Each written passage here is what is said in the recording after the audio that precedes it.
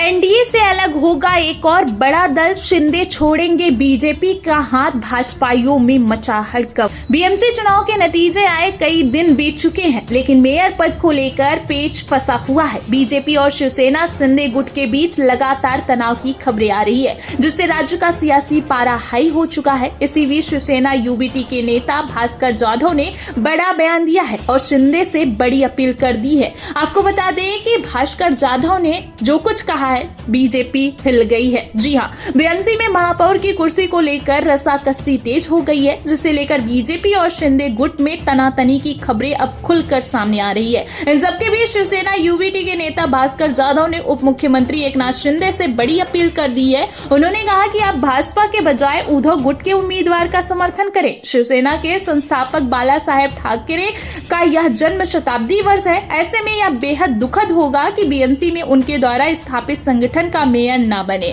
जाधव यही नहीं रुकते दोस्तों, उन्होंने एकनाथ शिंदे पर निशाना साधते हुए आगे कहा कि अगर शिंदे खुद को बाला साहेब के विचारों का सच्चा उत्तराधिकारी मानते हैं तो उन्हें इस ऐतिहासिक अवसर पर राजनीतिक मतभेद भूलकर उद्धव ठाकरे नीत शिवसेना के उम्मीदवार का समर्थन करना चाहिए। यह बाला साहेब को बड़ी श्रद्धांजलि होगी। केंद्र और राज्य में बीजेपी के साथ गठबंधन होने के बावजूद शिंदे को बीएमसी के मामले में कड़ा रुख अपनाना चाहिए। जैसे आप जानते हैं कि 16 जनवरी को बीएमसी चुनाव के नतीजे आ चुके हैं, जिसमें महायुति गठबंधन में भाजपा ने 89 सीटें जीती है और जबकि शिंदे के नेतृत्व वाली शिवसेना ने 29 सीटें जीती है। कुल 114 के आंकड़ों के साथ यह गठबंधन बहुमत के करीब है। वहीं महाविकास आघाड़ी में शिवसेना यूबीटी ने 65 सीटों पर जीत दर्ज की। वहीं राज ठाकरे की मनसे को 6 और शरद पवार की एनसीपी को 1 सीट मिली है और अब पेच मेयर पद को लेकर फंसा हुआ है। तो वहीं अब जाधव की इस अपील के बाद कयास लगाए जा रहे हैं कि शिंदे शायद बीजेपी को छोड़कर उद्धव को समर्थन दे सकते हैं। इन कयासों में एक तरफ बीजेपी सत्ते में आ चुकी है